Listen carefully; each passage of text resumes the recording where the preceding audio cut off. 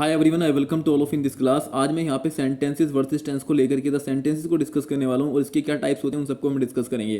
क्योंकि देखा ऐसा जाता है कि कभी कभी डाउट होता है कि सर ये सेंटेंस क्या होते हैं और टेंस क्या होते हैं। पता है तो अच्छी बात है, नहीं तो अब हम डिस्कस करने वाले हैं। सो चलिए शुरू करते हैं। सबसे पहले यहाँ पे अगर हम इसके डेफिनेशन को देखते हैं तो अपने आप में सेंटेंस क्या होते हैं? ग्रुप ऑफ वर्ड्स होते हैं, ठीक है। इनके अंदर क्या होता है? एक सब्जेक्ट होता है और एक वर्ब होती है, जिससे कि कोई क्वेश्चन हो, स्टेटमेंट हो, इन सब चीज़ों को लिखा जाता है। और जब भी आप सेंटेंस को फ्रेम करते हैं ना, तो ध्यान रखें कि जो उसका फर्स्ट वर्ड होता है दैट इज़ कॉल्ड, उसको आप कैपिटल लेटर में लिखेंगे, मतलब अपर केस में लिखेंगे। और जो लास्ट होता है वहाँ पे आप फुल स्टॉप तो जरूर लगाएंगे। डिपेंड करता है सेंटेंस की फॉर्मेशन के ऊपर। सेंटेंस अगर आपका अजर्टिव है तो लास्ट में फुल स्टॉप लगाएंगे, इंट्रोगेटिव है तो क्वेश्चन मार्क है। आगे देखेंगे हम सब चीज़ें। ओके, अब देखिए इसको यहाँ पे आप एक बार समझें। यहाँ पे हमने कहा है कि सेंटेंस के अंदर यहाँ पे क्या होता है, एक अपने आप में एक सब्जेक्ट होता है। सब्जेक्ट कौन होता है? जिसको आप कभी कभी डूअर भी बोलते हैं, ठीक है। क्योंकि कोई सेंटेंस है तो इसके अंदर कोई ना कोई काम करने वाला होगा, तो एक डूअर भी होता है, साथ ही साथ एक वर्ब होती है। और वर्ब को कभी कभी आप एक्शन वर्ड बोलते हैं। क्या बोलते हैं? Action word. यानी कि काम क्या हो रखा है ये तो बताएगा ना सेंटेंस के अंदर। अब आप इसको यूँ समझें, हमने पढ़ा है कि ग्रुप ऑफ वर्ड्स होता है, शब्दों का एक ऐसा समूह जिसका कोई ना कोई मीनिंग निकलता हो, उसी को आप क्या बोलते हैं? सेंटेंस बोलते हैं। यहाँ पे एक एग्जांपल लिखा है कि Ravi makes a noise, Ravi शोर शराबा करता है, ठीक है। दूसरा यहाँ पे क्या है? He is going to Delhi, वो दिल्ली जा रहे हैं, ठीक है। यहाँ तक चीज़ें क्लियर है।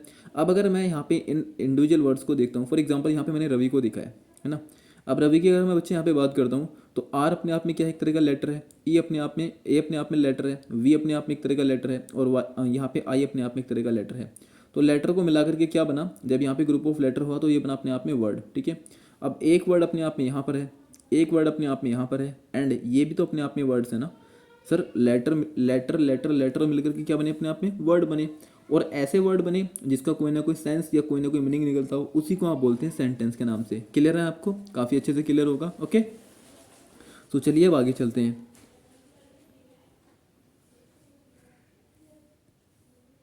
नेक्स्ट यहाँ पे अब हम इसके टाइप्स को पढ़ने वाले हैं। अब अगर टाइप की बात करते हैं तो पहले मैं आपको बता दूं, यहाँ पे ना इसके अलग अलग टाइप्स होते हैं। फॉर एग्जांपल एक होता है आपका असर्टिव सेंटेंस, या इसको आप कभी कभी डिक्लेरेटिव भी बोलते हैं, और कभी कभी आप इसको पॉजिटिव भी बोल देते हैं। इसी का एक सब पार्ट होता है, सब डिवीजन, जिसको आप बोलते हैं नेगेटिव सेंटेंस। और यहाँ पे सेकंड टाइप में आप पढ़ेंगे इंट्रोगेटिव सेंटेंस होता है। बट इंट्रोगेटिव सेंटेंस की ना अपने आप में दो तरह की यहाँ पे डिवाइडेशन आपको आगे जा करके आपको मिल जाता है। एक होता है डब्ल्यू एच फैमिली का, दूसरा होता है येस एंड नो टाइप। इसको कभी कभी ओपन एंडेड बोलते हैं और इसको कभी कभी आप क्लोज एंडेड भी बोल देते हैं, ठीक है, क्लोज एंडेड। नेक्स्ट होता है यहाँ पे आपका इंपरेटिव और exclamatory, and the last one is optative sentence. क्या यही होते हैं? नहीं, इतने नहीं होते हैं सर। इनको डिस्कस करेंगे वन बाय वन करके। चलिए अब देखिए अजरेटिव सेंटेंस की अगर मैं बात करता हूँ तो अजरेटिव सेंटेंस क्या होते हैं? अपने आप में एक ऐसा सेंटेंस होता है जो किसी स्टेटमेंट को कंफर्म करता है, ठीक है। कोई स्टेटमेंट होगी बस उसको कंफर्म करेंगे, या किसी न किसी इन्फॉर्मेशन को देने वाले होते हैं बस ये। जैसे आप इसको समझें, फॉर एग्जाम्पल मैं आपको दिखाता हूँ यहाँ पे।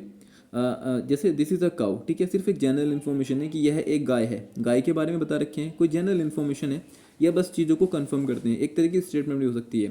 For example hair drinks hot milk, वो गर्म दूध पीता है, ठीक है। किसी की हैबिट, किसी की बात इन्होंने की है, किसी इन्फॉर्मेशन को कंफर्म किया है, उसके बारे में इन्होंने बताया, दैट इज कॉल्ड इन्फॉर्मेशन को इन्होंने कंफर्म किया है, एक स्टेटमेंट को कहा है। I bought this house last year, भाई पिछले साल मैंने इस घर को खरीदा है, जनरल से इन्फॉर्मेशन है, कोई इशू नहीं है।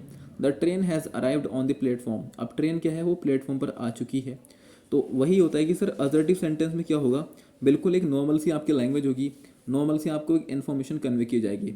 स्टार्टिंग जनरली होती है, और जब स्टार्टिंग होती है सेंटेंस की, ऐसे टोल्ड यू अर्लियर, कि जो फर्स्ट वर्ड होता है वो आपका कैपिटल फॉर्मेशन होता है, एंड लास्ट में आपको क्या मिलेगा? यहाँ पे फुल स्टॉप मिलने वाला है होता है। और ये फुल स्टॉप कहाँ पे मिलेगा सर? ये मिलेगा आपका असर्टिव सेंटेंस में। गॉट इट और not? Okay, I hope clear होगा काफ़ी अच्छे से। चलिए अब आगे बढ़ते हैं।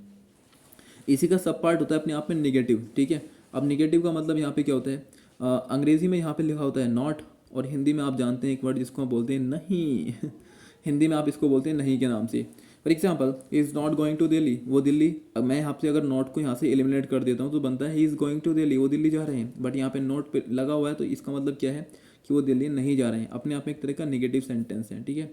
असर्टिव का एक सब टाइप होता है छोटा सा ही। आई होप क्लियर होगा यहाँ तक आपको। ओके, नेक्स्ट हम आगे मूव करते हैं, और यहाँ पे हम पढ़ने वाले हैं इंट्रोगेटिव सेंटेंसेस को।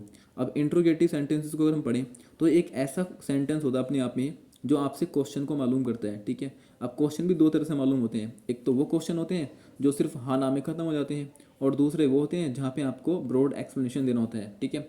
अब इसको हमने दो कैटेगरी में डिवाइड कर रखा है। एक होते हैं सर आपके जैसे कि अभी मैंने आपको बताया था, एक होते हैं सर आपके डब्ल्यू एच फैमिली से, और दूसरे होते हैं आपके जिसको आप बोलते हैं यस एंड नो टाइप। क्या बोलते हैं sir? Yes and no type, ठीक है।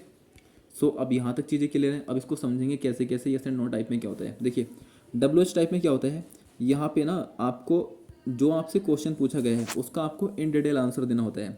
जैसे किसी ने आपसे पूछा है वाई, क्यों, ठीक है, why are you making a noise, आप शोर क्यों मचा रहे हैं, तो यहाँ पे आपको रीज़न देना होता है, ठीक है।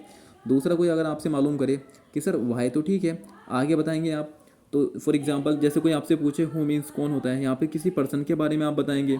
कोई अगर पूछे यहाँ पे होम, ठीक है, तो किसी ऑब्जेक्ट के बारे में आप बताएंगे। कोई आपसे पूछता है वेयर मीन्स कहाँ, तो आप किसी पर्टिकुलर लोकेशन के बारे में बताएंगे।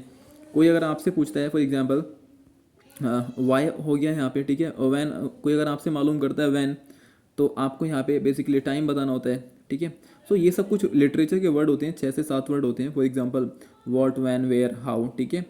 तो इस तरह के वर्ड्स होते हैं यहाँ पे, ये आपका WH फैमिली में आता है। दूसरे सेंटेंस के जो टाइप होते हैं, जो दूसरा यहाँ पे टाइप होता है इंट्रोगेटिव का, सर वो क्या होता है? वो होता है आपका जिसको आप बोलते हैं क्वेश्चन एंडेड, मतलब for yes and no type में जो होता है यस एंड नो टाइप। अब यस एंड नो टाइप में क्या होता है, ये स्टार्ट होते हैं हमेशा, हिंदी में तो होते हैं क्या से स्टार्ट, क्या आप चाय पियेंगे, कुछ इस टाइप से। और अंग्रेजी में क्या होता है, सबसे पहले स्टार्ट होते हैं हेल्पिंग वर्ब से। अभी हेल्पिंग वर्ब क्या होती है, जब वर्ब वाला चैप्टर पढ़ाऊंगा इन डिटेल आपको समझाऊंगा, बस अभी के लिए आप समझ लें। अब इसमें क्या होता है, जैसे फॉर एग्जांपल कोई भी हेल्पिंग वर्ब हो जाती है, डू, डज, ठीक है, यहाँ पे आपका इज़, आर, एम, ठीक है, हैज़, हैव, और यहाँ पे आपका हैड, ठीक है, second form and so on, will, shall, can, could, कोई भी मॉडल एक्सिलरी भी आ सकती है, ठीक है, शैल, शुड, एटसेट्रा, सो ऑन। तो ये आपकी क्या होती हैं, अगर शुरू में आती हैं तो समझ लो सेंटेंस आपका यस एंड नो टाइप का है, और वो हिंदी में क्या से स्टार्ट होगा, क्या आप चाय पियेंगे, कुछ इस टाइप की चीज़ें होती हैं। आई होप क्लियर होगा काफ़ी अच्छे से आपको। ओके, सो यहाँ पे आप देख सकते हैं इज़ दिस मैंगो राइप, क्या ये आम खट्टे हैं, क्या ये आम पके हुए हैं, ठीक है, तो हाँ या ना में आपको आंसर देना है, हाँ जी हाँ। Can you drive a car, क्या आप कार चला सकते हो, तो यहाँ पे सिर्फ आप नॉर्मल सा आंसर देंगे हाँ या फिर ना। यहाँ पे क्या होता है, हैव यू रिटन एन ऐसे, क्या आपने एक ऐसे लिखा है, तो again yes and no type, क्योंकि यहाँ पे अगर आप गौर से देखें सर तो सब जगह हेल्पिंग वर्ब या मोडल एक्सिलरी वर्ब स्टार्ट हुई है। यहाँ पे देखें why have you written it's so dirty, आपने इतना गंदा क्यों लिखा है, तो यहाँ पे आपको रीज़न को एक्सप्लेन करना पड़ेगा। When did he came here, वो कब यहाँ पे आए, तो यहाँ पे आपको टाइम को एक्सप्लेन करना पड़ेगा कि सर वो इतने बजे यहाँ पे आए हैं। आई होप काफ़ी अच्छे से क्लियर होगा आपको बच्चे। नेक्स्ट हम मूव करते हैं, नेक्स्ट पढ़ने वाले हम इसको बोलते हैं इम्परेटिव सेंटेंस। अब इम्परेटिव सेंटेंस का मतलब क्या होता है, एक ऐसा सेंटेंस जहाँ पे आपको ऑर्डर, रिक्वेस्ट या कोई एडवाइस मिलती है, that is called imperative sentence.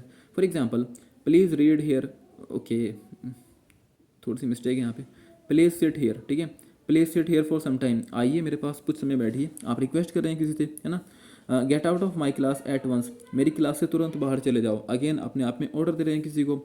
Always ओबे योर एल्डर्स, हमेशा अपने बड़ों की बात मानो, ठीक है। जनरल सजेशन एक तरह की एडवाइस है, सजेशन हो, रिक्वेस्ट हो, ऑर्डर हो, ये सब किस में आते हैं बच्चे, आपके इंपरेटिव सेंटेंस में आते हैं।